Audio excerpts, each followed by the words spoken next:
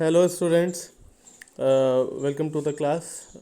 In the last lecture we had studied about population forecasting and its methods. In the last lecture we discussed about the arithmetic increase method of population forecasting.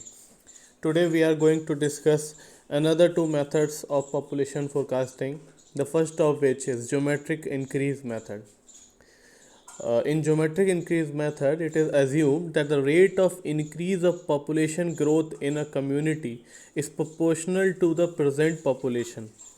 ठीक है, हम लोग क्या बात कर रहे हैं? अर्थमेटिक इंक्रीज मेथड में हम लोग क्या कर रहे थे? अर्थमेटिक इंक्रीज मेथड में हम लोग ये कर रहे थे कि जितना भी पॉपुलेशन इंक्रीज हो रही थी उसका एवरेज निकाल के और उसके एवरेज के हिसाब से हम एक कांस्टेंट इंक्रीज करते चले जा रहे थे।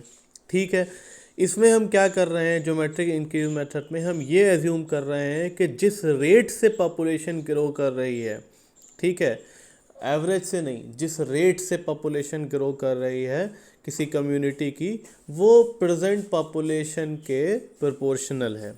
ठीक है, तो इससे जो है हमने एक फॉर्मूला हमने ड्राइव करा कि P1 is equal to P0 plus R upon 100 into P0।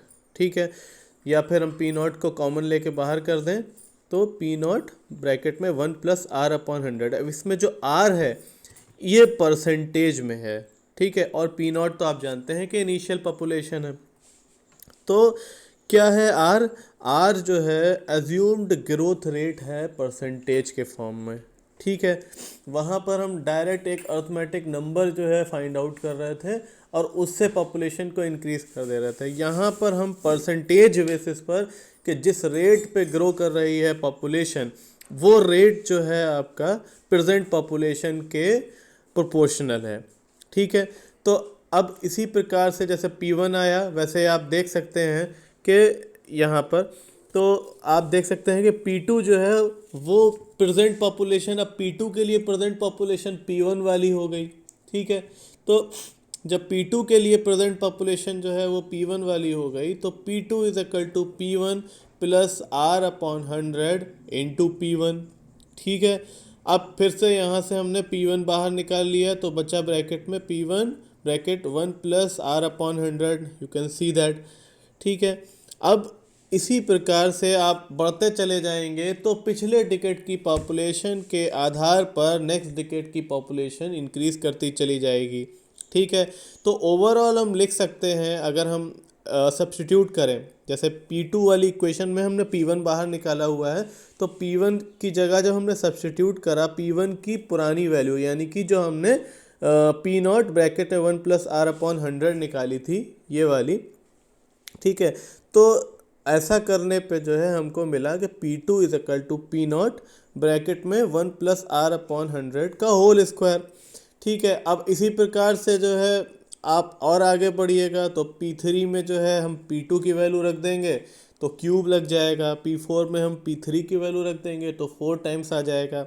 ठीक है, यानी कि जितने नंबर ऑफ डिकेड हैं, ठीक है, वो आपका जितने नंबर ऑफ डिकेड की पॉपुलेशन आप निकाल रहे हैं उतनी बार का आपका स्क्वायर उतनी बार का आपका पावर लग जाएगा। तो Pn हम ओवरऑल लिख सकते हैं Pn is equal to P0, जिसमें P0 आपकी इनिशियल पॉपुलेशन है, यानी कि जो लास्ट नोन पॉपुलेशन है वो है P0, 1 plus R upon 100 to the power n, where R is आपका assumed growth rate in percentage.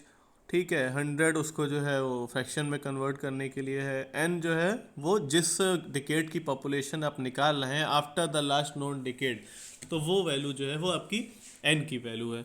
ठीक है, तो ये आपके पास फॉर्मूला आ गया। अब ये जो R है वो आपको फाइंड आउट करना पड़ेगा। इसमें R किस प्रकार से फाइंड आउट करेंगे हम लोग? R जो है आपका increase in population divided by original population multiply by 100 to convert it into percentage. इससे आपको पता चल जाएगा कि अभी जो आपकी पॉपुलेशन है वो पिछले डिकेड से कितना परसेंटेज इंक्रीज करके आई है, यानी कि इंक्रीज परसेंटेज पता चल जाएगा, ग्रोथ रेट पता चल जाएगी। तो increase in population upon original population into 100 जब हम न्यूमेरिकल करेंगे तो ये चीज़ आपको बेहतर क्लियर होगी। अब इसका आप जो है चाहें तो अर्थमेटिक एवरेज ले सकते हैं, यानी कि आर की जितनी वैल्यूज़ हैं सबको ऐडअप कर दीजिए और जितने number of terms in the series हैं उनके से डिवाइड कर दीजिए। जैसे R1 plus R2 plus R3 plus RT तक हम गए हैं तो डिवाइडेड बाई टी कर दिया। ये अर्थमेटिक एवरेज का तरीका हो गया। और कुछ जगहों पे ज्योमेट्रिक एवरेज इस्तेमाल होता है, या हम लोग ज्योमेट्रिक एवरेज ही इस्तेमाल करेंगे। तो ज्योमेट्रिक एवरेज में क्या है, ज्योमेट्रिक एवरेज में क्या है कि जितने भी टर्म्स हैं उतने टाइम्स जो है आपका रूट हो जाएगा, या फिर आप कह सकते हैं उसकी इन्वर्स पावर हो जाएगी, नंबर ऑफ टर्म्स की इन्वर्स पावर, और सारे टर्म्स को आपस में मल्टीप्लाई कर देना है। R1 into R2 into R3 to the power 1/RT। ठीक है, तो ये आपको जो है निकाल के दे देगा ज्योमेट्रिक एवरेज। ठीक है, जो कि आपको फाइंड करना है इस मेथड में। अब हम इसी से जो है एक पहले जो हम लोगों ने न्यूमेरिकल करा था वही, जिसमें 5 डिकेट की पॉपुलेशन दे रखी थी 60 से लेकर 2000 तक की, और नेक्स्ट 3 की निकालनी थी, तो इसको पहले हम अर्थमेटिक से सॉल्व कर चुके हैं इस न्यूमेरिकल को। अब हम इसको ज्योमेट्रिक से सॉल्व करेंगे। न्यूमेरिकल आपकी स्क्रीन पर है। ठीक है, देखिए किस प्रकार से सॉल्व करा है। सबसे पहले तो हमने जो है टेबल बनाई है, ईयर्स के सामने पॉपुलेशन लिख दी है। ठीक है, अब उसके बाद जो है आपकी 1960 से लेके 2000 तक की पॉपुलेशन आपने लिख दी। उसके बाद उसमें जितनी इंक्रीज़ हो रही है, इंक्रीज़ इन पॉपुलेशन, ठीक है, वो आपने निकाल दी। तो 60 से 70 में कितनी इंक्रीज़ हो गई, यानी कि 28 माइनस 25 3000 इंक्रीज़ हो गई। 34 माइनस 28 आपकी 6000 इंक्रीज़ हो गई। 42 माइनस 34 8000 इंक्रीज़ हो गई, और 47 माइनस 42 5000 इंक्रीज़ हो गई। ठीक है, तो ये आपकी पॉपुलेशन इंक्रीज़ हो गई। ये जो शुरू के 3 हैं ये तो आपका जो है आप देख सकते हैं कि अर्थमेटिक इंक्रीज़ वाले ही चीज़ें लिखी हुई हैं। अब क्या है कि परसेंटेज इंक्रीज़ इन पॉपुलेशन निकालना है कि कितना परसेंटेज इंक्रीज़ हुई है पॉपुलेशन में। तो परसेंटेज इंक्रीज़ कैसे निकलेगी कि जितना इंक्रीज़ हुई है divided by the original population जो आपकी पहले थी। जैसे कि 1960 और 1970 के बीच में 3000 की पॉपुलेशन इंक्रीज़ हुई है, लेकिन 1960 में कितनी पॉपुलेशन थी, 25,000 थी। तो 3000 divided by 25,000 into 100 is equal to 12%। यानी 1960 की पॉपुलेशन से 1970 आते आते 1960 की पॉपुलेशन के आधार पर अगर हम कहेंगे तो 12% की वृद्धि हुई है। ठीक है, सिमिलरली 1970 में 28,000 पॉपुलेशन थी, जो 1980 में बढ़ के 34,000 हो गई। तो आपकी इनिशियल पॉपुलेशन 1970 की कितनी थी, 28,000, यानी और इंक्रीज़ कितनी हुई है, 6,000। तो ये 6,000 किसके ऊपर इंक्रीज़ हुई है, ये 6,000 1970 की पॉपुलेशन के ऊपर इंक्रीज़ हुई है।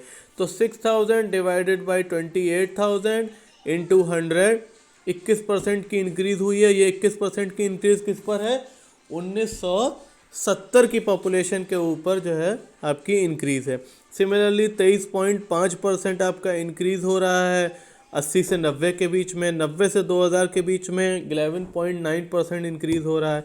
ये आपने परसेंटेज इंक्रीज़ इन पॉपुलेशन निकाल ली। ठीक है, अब इस परसेंटेज इंक्रीज़ इन पॉपुलेशन को आपने आपस में जितने भी टर्म्स हैं ये सब आर की वैल्यूज़ हैं। ठीक है, अब आपको इनका जो है ज्योमेट्रिक मीन निकालना है। तो सारे टर्म्स को आपने क्या करा, सारे टर्म्स को आपने मल्टीप्लाई कर दिया। तो कितने टर्म्स हैं, 12 21.4 23.5 और 11.9, इनको मल्टीप्लाई कर दिया। 4 टर्म्स हैं तो इनको मल्टीप्लाई की पावर 1 टू द पावर 4 हो जाएगा, यानी कि 4 टाइम्स रूट ऑफ इनका प्रोडक्ट। तो 16.37% पर डिकेड आपकी पॉपुलेशन जो है वो आ गई। ठीक है, तो ये geometric mean of the growth rate है, किस रेट से पॉपुलेशन बढ़ रही है उसका ज्योमेट्रिक मीन है। ठीक है, तो 16.37% अगर बढ़ रही है तो इसका मतलब आर की वैल्यू आपकी 16.37 है। फॉर्मूला आपका क्या कहलाता है, फॉर्मूला आपका कहता है कि population after n decade P n is equal to P not. ठीक है, ब्रैकेट में आपका क्या रहेगा, 1 plus R upon 100 to the power n. ठीक है, इससे पी एन निकल आएगा। अभी पी एन आफ्टर 1 डिकेड जो है एन की वैल्यू क्या हो गई, 1। ठीक है, तो आफ्टर 1 डिकेड 2010 आया, 2010 की पॉपुलेशन क्या हो गई, 47,000 प्लस ब्रैकेट में 1 plus 16.37 which is your R divided by 100 to the power 1। Population आपकी 54,694 आ गई। सिमिलरली 2020 में डिकेड हो गए 2, तो पावर जो है वो 2 हो गई। सिमिलरली 2030 में डिकेड हो गए 3, तो पावर जो है वो 3 हो गई। ये करते करते हम जो है एक आपका ऐसी वैल्यू पे पहुंचेंगे जो आपकी फाइनल पॉपुलेशन है 2030 की। तो ये मेथड क्या हुआ, ज्योमेट्रिक इंक्रीज मेथड, जिसमें आपने ज्योमेट्रिक मीन निकाल कर जो इंक्रीज हो रही थी उस पर परसेंटेज इंक्रीज निकाल कर उसका ज्योमेट्रिक एवरेज कैलकुलेट करके आपने पॉपुलेशन फाइंड आउट करी है। तो this method is geometric increase method. ठीक है, अब नेक्स्ट हम मेथड की बात करेंगे जो कि है आपका incremental increase method. Incremental increase क्या कहता है, इंक्रीमेंटल इंक्रीज ये कहता है कि पॉपुलेशन में हर बार एक जैसी वृद्धि होना असंभव है, कि हर बार कि एक बार 2000 बढ़ी, फिर 3000 बढ़ी, फिर 4000 बढ़ी, फिर 5000 बढ़ी। कोई ज़रूरी नहीं है कि आपकी पॉपुलेशन जो है वो किसी एक सर्टेन पैटर्न पे बढ़े। हो सकता है कि किसी 10 साल में 10,000 बढ़ गई हो और अगले 10 साल में जो है सिर्फ 5,000 बढ़े, ये भी पॉसिबिलिटी है। और किसी बार जो है 10,000 बढ़ी हो, उसके अगले 10 सालों में जो है 20,000 बढ़ गई हो। तो इंक्रीज इन पॉपुलेशन जो है वो कैलकुलेट अर्थमेटिकल इंक्रीज मेथड से ही जैसे करी जाती है वैसे ही करते हैं, लेकिन ये इंक्रीज जो है वो हर डिकेड में एक जैसी रहे ये नहीं हो सकता है। इसलिए हम क्या करते हैं, एक एक्स्ट्रा एलिमेंट इंक्रीज या डिक्रीज इन पॉपुलेशन का पिछले 2 डिकेड के करस्पॉन्डिंग जो है वो डाल देते हैं। ठीक है, यानी कि 2 डिकेड्स को ध्यान में रखते हुए जो है हम डाल देते हैं एक एक्स्ट्रा एलिमेंट, और वो एक्स्ट्रा एलिमेंट है n ब्रैकेट में n+1/2 मल्टीप्लाई बाई वाई बार। ठीक है, तो आपका फॉर्मूला जो है, जो अर्थमेटिक का फॉर्मूला था Pn=P0 + nx, वहाँ तक तो अर्थमेटिक का ही फॉर्मूला था, लेकिन उसके ऊपर एक और टर्म इंक्लूड कर दिया which is plus n bracket में n+1 divided by 2 into Y bar, जिसमें जैसे कि x जो है वो average increase in population of known decade है। ठीक है, और वाई बार क्या है, एवरेज ऑफ इंक्रीमेंटल इंक्रीज। ठीक है, कि कितना इंक्रीज के ऊपर इंक्रीज हो रहा है। ठीक है, इंक्रीज के ऊपर इंक्रीज इज इंक्रीमेंटल इंक्रीज। किस तरीके से, आइए देखते हैं। फिर से वही वाला न्यूमेरिकल है, 1960 से लेकर 2000 तक की पॉपुलेशन दे रखी है। इंक्रीज इन पॉपुलेशन निकाला, हर 10 दशक का जो है इंक्रीज इन पॉपुलेशन निकाला, तो हमने पाया कि 25,000 डिवाइडेड बाई 3,000। ठीक है, 28,000, उसके बाद जो है हमने 25 जो है 1060 में थी, 1970 में 28 हो गई, यानी 3,000 का इंक्रीज़ है। 34 हो गई 80 में, यानी कि 70 की पॉपुलेशन के आधार पर देखें तो 6,000 का इंक्रीज़ है। इसी तरीके से 8,000 का इंक्रीज़, इसी तरीके से 5,000 का इंक्रीज़। तो अब आप देख सकते हैं कि इंक्रीमेंटल इंक्रीज़ यानी इंक्रीज़ के ऊपर कितना इंक्रीज़ हो रहा है। ठीक है, वो हम देख रहे हैं। तो 6,000 माइनस 3,000 इस प्लस 3,000, यानी कि पिछली बार जितनी बढ़ी थी उससे इस बार 3,000 और ज़्यादा बढ़ी। ठीक है, उसके बाद 8,000 माइनस 6,000 इस प्लस 2,000, यानी कि पिछली बार 6,000 बढ़े थे 10 साल में, इस बार 8,000 बढ़े हैं। इसका मतलब पिछली बार से वृद्धि से ज़्यादा वृद्धि हुई है। और कितनी ज़्यादा वृद्धि हुई है, प्लस 2,000। उसके बाद आपका 1990 से 2000 तक जो है आपकी पॉपुलेशन में जो वृद्धि आई है वो आई है 5,000 की। तो वृद्धि तो आई है, लेकिन वृद्धि उस दर पे नहीं आई है जिस दर पे पहले चल रही थी कि लगातार एक्स्ट्रा बढ़ रहा था। 80 से 90 के बीच में पॉपुलेशन 8,000 बढ़ गई थी, लेकिन 90 से 2000 के बीच में पॉपुलेशन सिर्फ 5,000 बढ़ी। तो 5,000 माइनस 8,000, यानी कि वृद्धि दर में कमी आई है। और कितनी कमी आई है, -3,000 कम इंक्रीज हुआ है। ठीक है, तो अब ये जो प्लस वाले टर्म्स हैं उनको जोड़ दीजिए और माइनस वाला जो है उसको डिडक्ट कर दीजिए। तो हमारा इंक्रीमेंटल इंक्रीज जो आया है वो आया है प्लस 2,000। इस प्लस 2,000 का जो है वो आप इसको एवरेज ले देंगे, यानी कि कितने टर्म्स है, नंबर ऑफ टर्म्स 3 है, तो 2,000 बाई 3 कर देंगे तो आपका वाई बार निकल के आ जाएगा। और 22,000 डिवाइडेड बाई कितने टर्म्स हैं, 4 टर्म्स है, तो 22,000 डिवाइडेड बाई 4 कर देंगे तो आपका 5,500 निकल के आ जाएगा। तो x bar is your 5,500 and y bar is your 2,000 divided by 3। ठीक है, देख लीजिए 22,000 डिवाइडेड बाई 4 5500, और आपका एवरेज इंक्रीमेंटल इंक्रीज कितना हो रहा है, तो 2000 प्लस का था डिवाइडेड बाई 3 तो प्लस 667। ये आपका इंक्रीमेंटल इंक्रीज जो है वो माइनस में भी आ सकता है अगर आपकी माइनस वाले टर्म्स जो है वो ज़्यादा हो जाएं तो। ठीक है, अब सिंपली हमको क्या करना है, हमारे पास फॉर्मूला है, हमने जो टर्म है इनिशियल वाले टर्म जो हैं वो तो सेम रहेंगे, ये जो एक्स्ट्रा टर्म लगाया है उसमें n की वैल्यू फॉर 1 डिकेड यानी 2000 के बाद 2010 में 1 आ गई। ठीक है, n की वैल्यू 1 रखी, y बार की वैल्यू रखी, पॉपुलेशन निकाली 53,167। ठीक है, सिमिलरली फॉर 2020 2 डिकेड हो गए हैं, पॉपुलेशन 2 डिकेड के हिसाब से n रखते हुए आ जाएगी। सिमिलरली 2030 में 3 डिकेड हो गए हैं, यानी किसके बाद 3 डिकेड हो गए हैं, 2000 के बाद, यानी लास्ट नॉन डिकेड के बाद 3 डिकेड हो गए हैं, तो आपका पॉपुलेशन आ गई 66,502।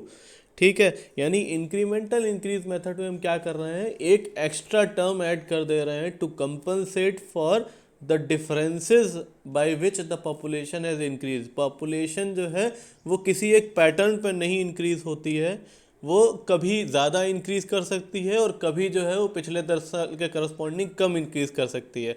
तो एक ऐसा टर्म जो इस फ्लक्चुएशन को, इंक्रीज तो हो ही रही है लेकिन इंक्रीज होने की जो दर है उसमें जो फ्लक्चुएशन आ रहा है उसको एकोमोडेट करने का काम करता है ये एक्स्ट्रा टर्म।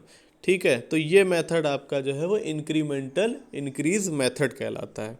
ठीक है, अब जो हमने पिछले लेक्चर में जो सेकंड न्यूमेरिकल करा था, उस सेकंड न्यूमेरिकल को हम लोग ज्योमेट्रिक इंक्रीज से और